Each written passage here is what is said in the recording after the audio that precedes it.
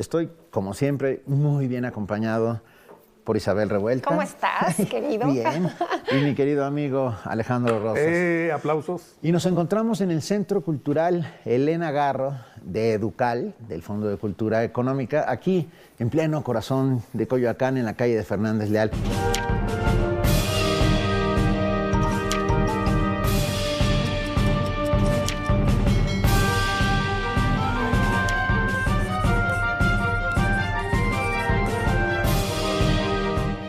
Esta librería espectacular, que no solamente es librería, también es cafetería, también tiene un auditorio impresionante y bueno, es un verdadero lujo. Gracias por habernos recibido.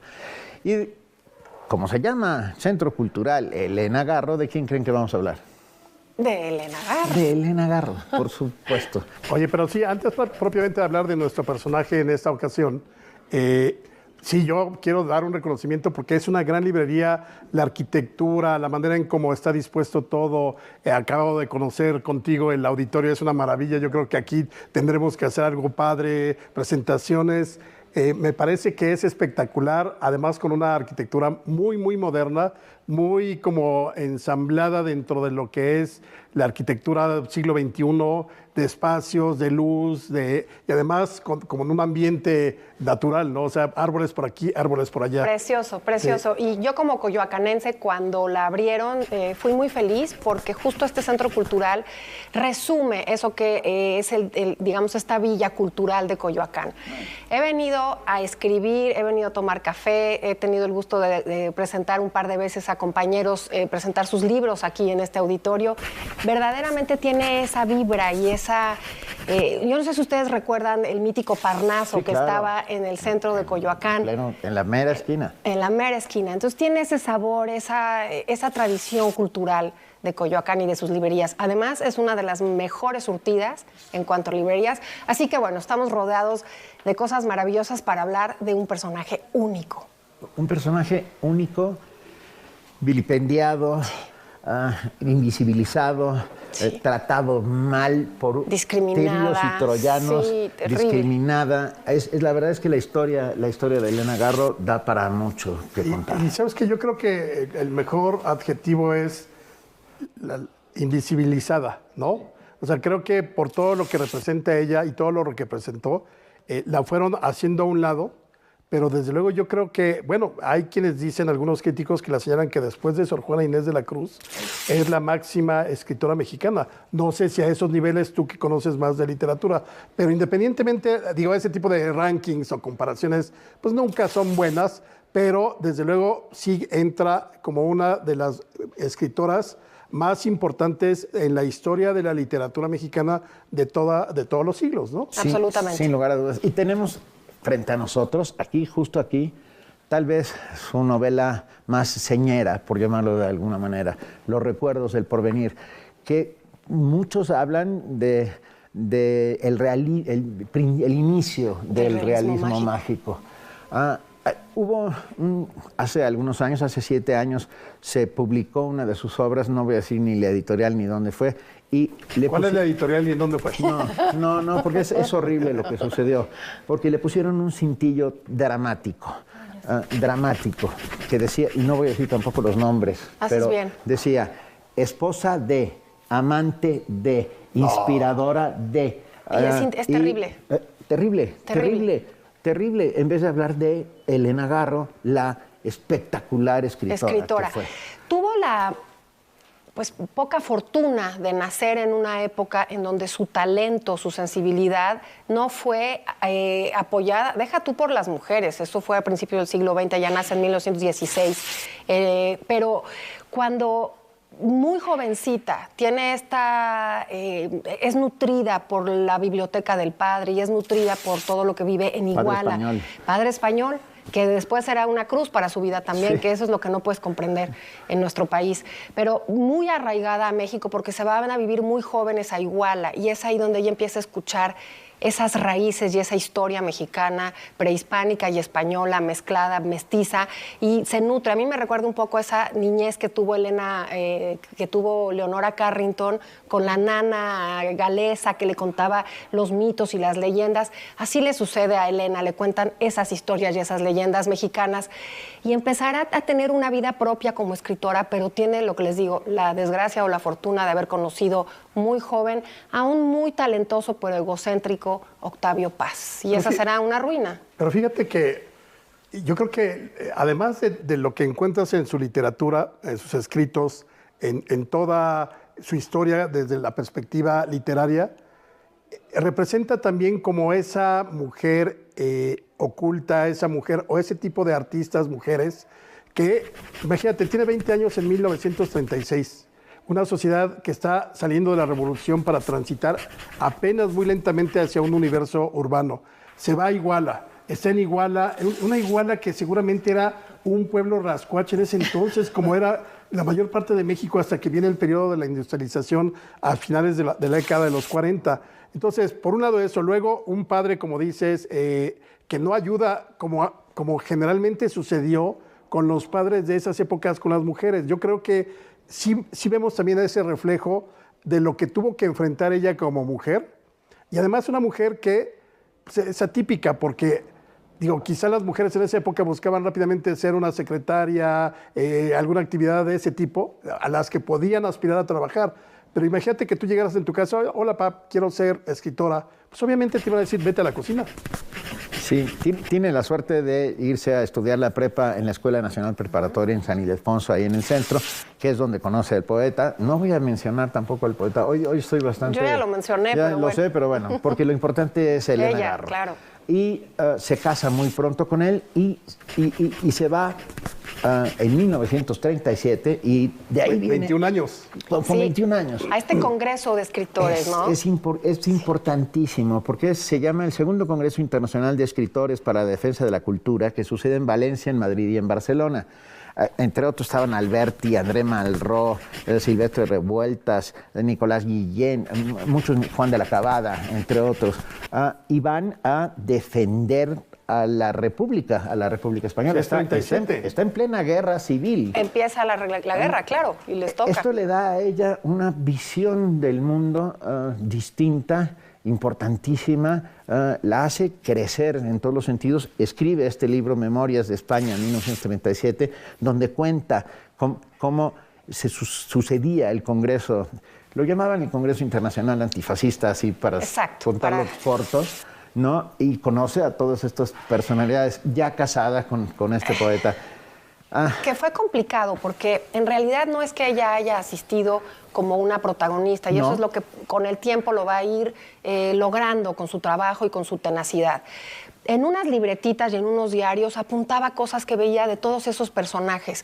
Y desafortunadamente la vida conyugal, que ella estaba de acuerdo en que, digamos, la figura del hombre era la figura pues, que proveía y demás, porque provenía, como dices, Alejandro, de esa estructura, y sin embargo fue feminista sin saber que lo era, y eso es extraordinario de su forma de ser. Sí, cuando el feminismo todavía no era el feminismo. Exacto. Y ella es una representante fiel de ese feminismo. Y empieza a disentir y a decir lo que pensaba. Pero fíjate que eso es muy importante porque hay muchos casos donde te das cuenta que todas estas mujeres artistas e intelectuales de los años posrevolucionarios, ellas no se asumían, muchas de ellas, claro que había algunas que sí, pero muchas de ellas no se asumían como soy feminista, simplemente era la reacción frente a cierta opresión dentro de la familia, dentro de las estructuras culturales, de, oigan, pues aquí estoy, yo quiero hacer, quiero decir, quiero que se escuche mi voz. Claro. Que eso fue muy importante porque luego se sumó ya a las corrientes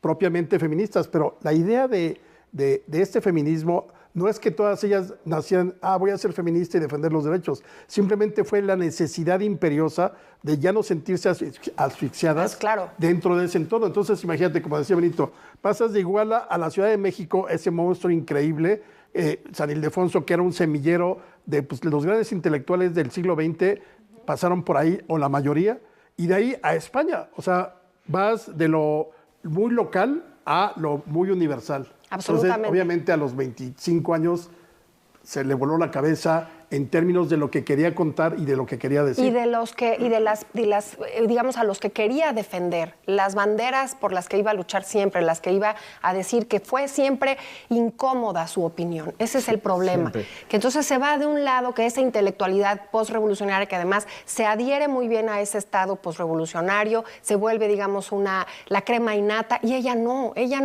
entra, no embona en estas estrellas y en lo que debía de ser, digamos, para ese estado postrevolucionario, porque critica los cacicazgos, critica la corrupción, critica, digamos, el nepotismo, el poder per se, y empieza a ser incómoda, y su vida privada se vuelve un infierno. Obviamente la vida conyugal termina y no Era una sombra demasiado larga y demasiado terrible y demasiado todo. Incomprendida. El primer texto que yo leí de Elena Garro llegó a mis manos a los 16 o 17 años, de manos de mi padre. Es un cuento corto llamado La culpa es de los tlaxcaltecas, sí, que es una verdadera maravilla, porque no les voy a contar el cuento porque es un cuento muy corto, pero... Cuéntanoslo. No, pues, pero...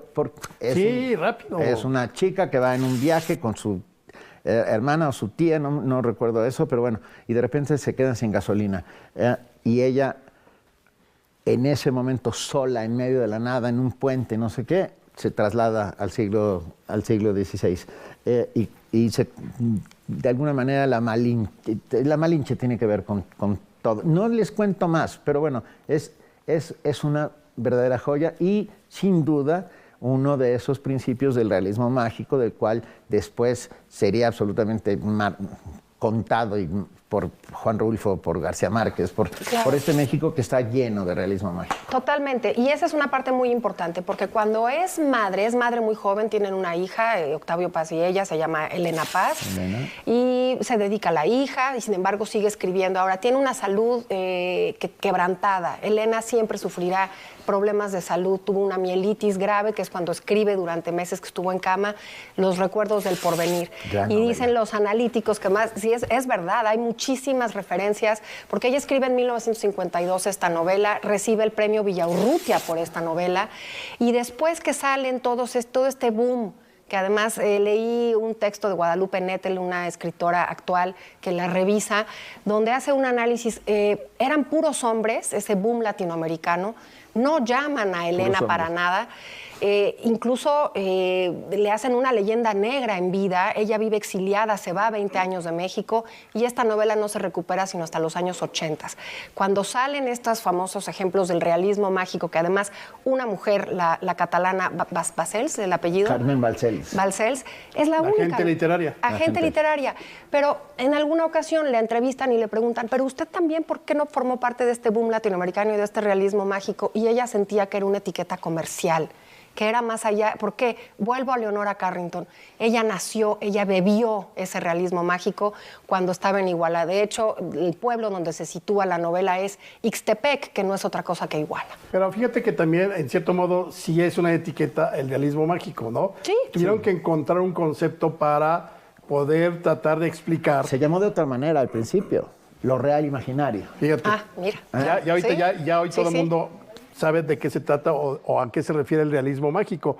Pero por eso se dice que ella no le gustaba el realismo mágico, no obstante que parte de sus obras, como ustedes lo han mencionado, tienen esas dosis totalmente, y como dices, a ver, México es un país de realismo mágico. Inagotable. Inagotable en cualquier momento y en cualquier circunstancia, cultura, política, deportes. Realmente es una cosa realismo asombrosa, mágico. Claro. No se vayan, vamos a un corte y volvemos enseguida con Elena Garro.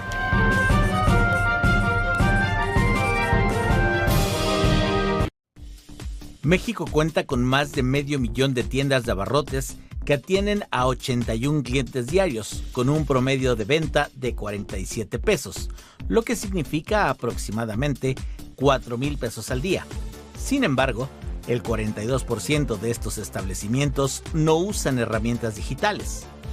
Un estudio realizado por una comercializadora a nivel nacional que impulsa las ventas de estos establecimientos señala que la incorporación de herramientas tecnológicas tendría un impacto positivo en sus ventas, ya que éstas podrían llegar a duplicarse, pues cada vez son más las personas que utilizan el pago electrónico.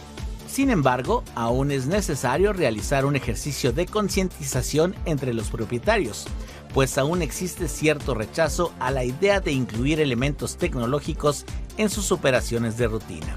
Las herramientas digitales que estos establecimientos pueden incorporar van desde una cámara de seguridad, terminales para cobro con tarjeta, cobro de servicios o bien poder dar tickets y facturas.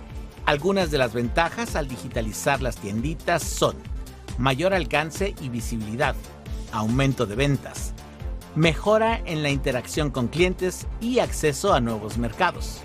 En suma, la digitalización puede ayudar a las tienditas de la esquina a mantenerse competitivas y alcanzar nuevos clientes. Para ADN 40, Fuerza Informativa Azteca. Un espacio informativo hecho a tu medida, con toda la información que es tendencia y las noticias de última hora. ADN 40.mx Noticias, con Claudia Echeverry. Hola, ¿qué tal? Buenos días. Sábado y domingo, a las 8 de la mañana, por ADN 40. Un holograma de una trabajadora sexual acecha el barrio rojo de Ámsterdam. La imagen proyectada representa a Bernadette Betty Szabo, una joven húngara de 19 años asesinada en 2009 y que sigue sin justicia. El holograma que se ve escribiendo ayuda en el cristal de una vitrina busca despertar recuerdos y atraer la atención sobre el caso no resuelto. Un intento de obtener información clave de posibles testigos. La proyección de Betty se encuentra en el famoso barrio rojo, rodeada de vitrinas donde otras mujeres trabajan, lo que aumenta el impacto visual y emocional de la iniciativa. La policía espera que el holograma actúe como un recordatorio constante de la violencia que muchas trabajadoras sexuales enfrentan. La zona, aunque ha mejorado en seguridad, sigue siendo peligrosa para quienes trabajan ahí. Este caso subraya la vulnerabilidad en la que viven muchas trabajadoras sexuales y la importancia de encontrar justicia para las víctimas de violencia en todo el mundo. Nunca antes un sábado fue tan divertido. ¿Será normal siempre estar de buen humor? Descúbrelo. Llega a tiempo.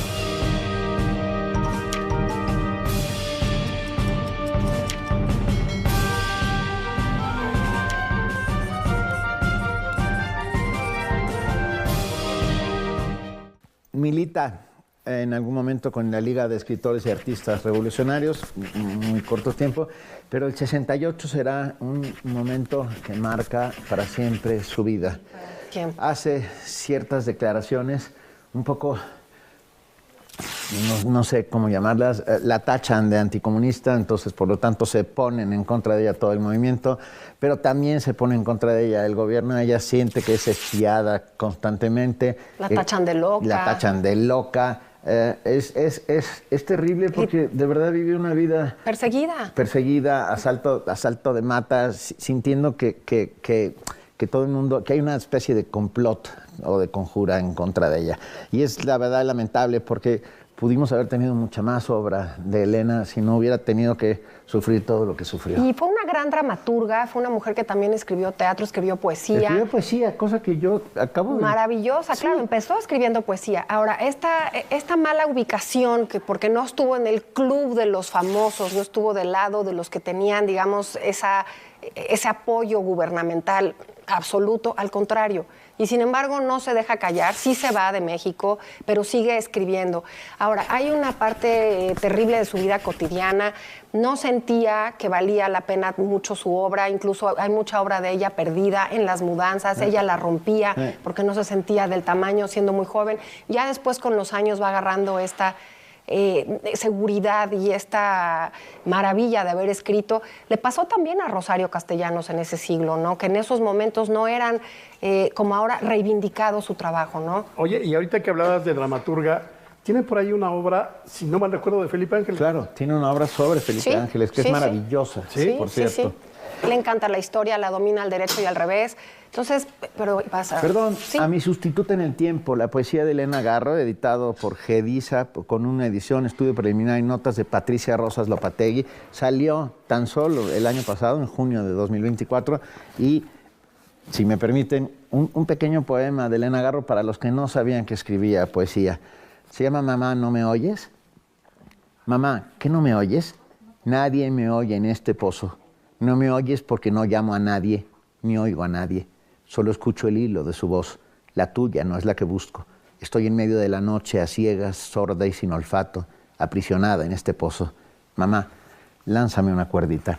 Oye, es un grito desesperado de auxilio. Y yo creo que lo que hizo durante mucho tiempo Elena Garro fue lanzar gritos desesperados de auxilio que nadie escuchó. Nadie escuchó, era incluso perseguida, cosa que obra que hacía era criticada o simplemente pasada de ella, nadie se tomaba el tiempo ni siquiera de leerla, totalmente ignorada. Bueno, los últimos años nos pasó en Cuernavaca, ahí prácticamente en el abandono, acompañada de su hija Elena. Y 14 gatos. Y los 14 gatos, claro. Sí, oye, una referencia también a Monsiváis, ¿no? Con tanto gato. Sí, qué curioso, qué chistoso. Qué curioso, pero te digo, tenía una salud quebrantada y lo mismo que Leonora. Yo no sé por qué encontré tantas similitudes con este par.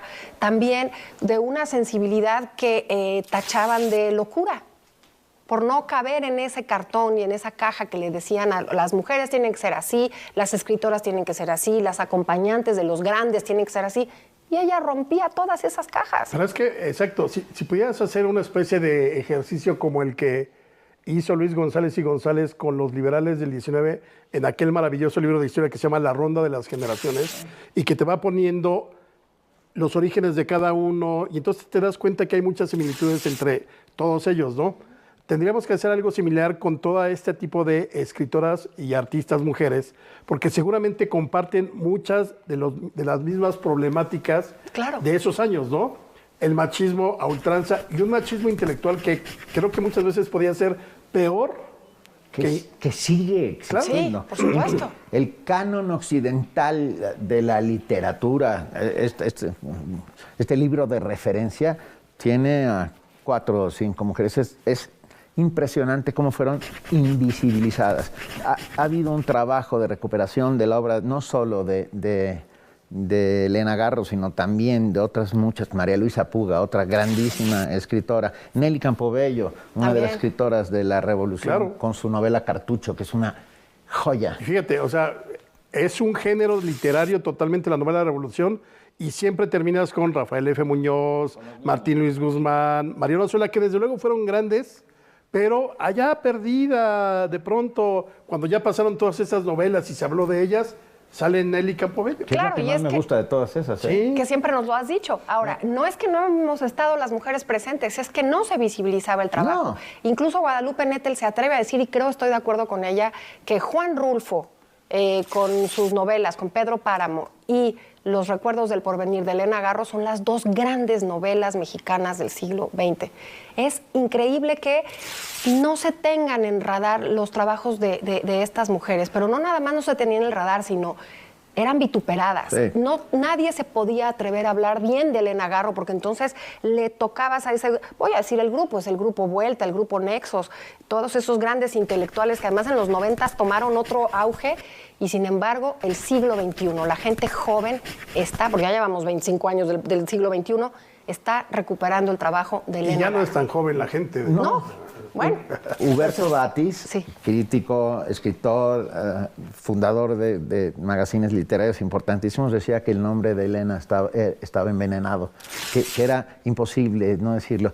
La Universidad Nacional Autónoma de México, en su colección Vindictas, con la cual tú has trabajado y has hecho programas sobre ellos, ¿hicieron algunos sobre Elena? Sí, está en literatura, está Elena Garro, por supuesto.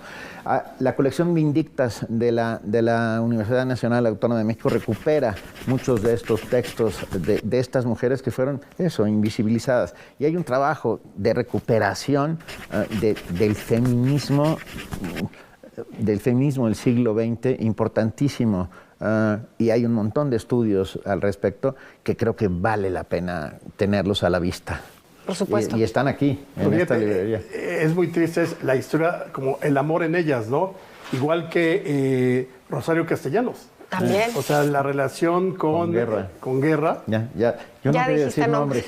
No, pero está bien porque... Grandes figuras, pero poco sensibles a esa mujer que acompaña. Poco Deja tú que sensibles, acompaña. es una amabilidad. Sí, es una amabilidad. Porque eran unos... Bueno, tú lees a Rosario Castellanos y, o sea, te estruja cada una de las cosas que ella escribía, los poemas, todo. O sea, verdaderamente está atrapada, es como ahora se llama el loop, ¿no? Ese que no puede salir de ese círculo, no lo puede romper.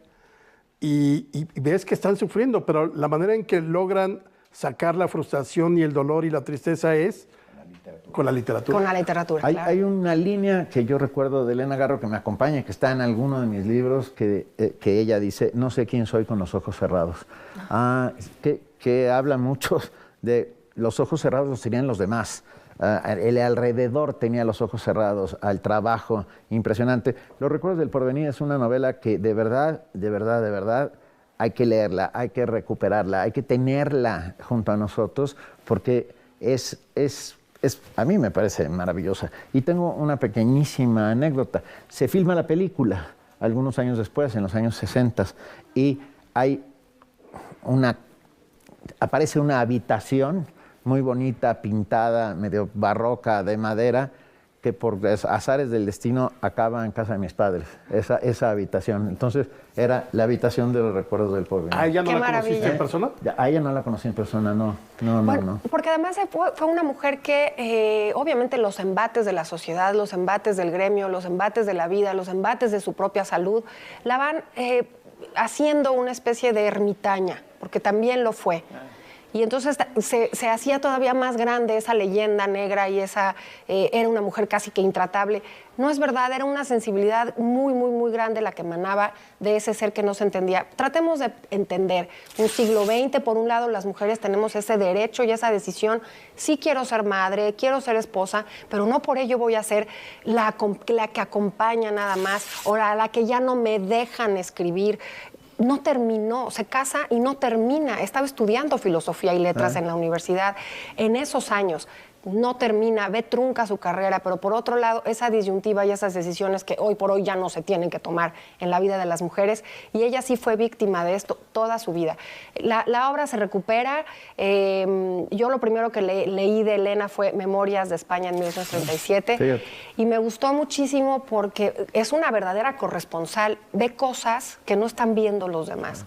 De la vida cotidiana, de lo que comían, de lo que hacían, cómo se comportaban estas grandes vacas sagradas que ya tenían cierto nombre. Era jovencísima, y lo mismo su esposo, eran jovencísimos en esto. 21 años, cuando en el 37, increíble, imagínate. Increíble. O sea, ves a tu hija de 20 años y dices, no te la imaginas en medio de la Guerra Civil. En medio de la Guerra Civil Española, y además haciendo anotaciones acuciosas y certeras. Totalmente, totalmente. Entonces, un talento que me alegro muchísimo que estemos haciendo este programa, y que además se recupera el personaje y darle a este centro cultural su nombre en Coyoacán, en un lugar que afortunadamente sigue siendo cultural. Me parece el menor de los homenajes, el mínimo, y me parece extraordinario. Hay que decir, por los que no lo saben, aquí nunca vivió Elena Garro. Esta era una casa de un licenciado llamado Noriega, que se convierte en este centro cultural Elena Garro, que es de Educal y del Fondo de Cultura Económica, y que de verdad vengan y dense una vuelta, porque ya tendremos alguna toma del espacio completo, porque es impresionante. Es una de las librerías más bonitas. Sí, me atrevo a decir que es la más bonita que hay en este país. Está hermosa, está hermosa, y la luz, todo, los eventos. Y pueden venir a conocer, digamos, la obra arquitectónica y a comprar nuestros libros. Aquí están a la venta, los pueden encontrar. Además de todo el fondo que ofrece propiamente las librerías Educal y el Fondo de Cultura Económica, que es inmenso. Entonces, se pueden venir aquí varias horas, tomarse un café, ver libros, pasear, y luego se van por unas quesadillas aquí al lado. Y unas nieves. Al mercado de alimentos de Coyoacán, que está como a 2 cuadras. Las tostadas. Oye, y otra cosa que quiero decir, tienen una colección de libros de arte y revistas, que no en todos lados puedes conseguir revistas históricas, artísticas, y aquí tienen todas estas colecciones. Así que bueno. Nos vamos, gracias al Centro Cultural Elena Garro, aquí en la calle de Fernández Leal, en pleno corazón de Coyoacán. Gracias a Educal, gracias al Fondo de Cultura por permitirnos hacer esta serie de programas aquí. Es un verdadero placer. Y bueno, volvamos, revisitemos, tengamos presente la obra de Elena Garro. Leámosla, de verdad no se van a arrepentir, es fantástica.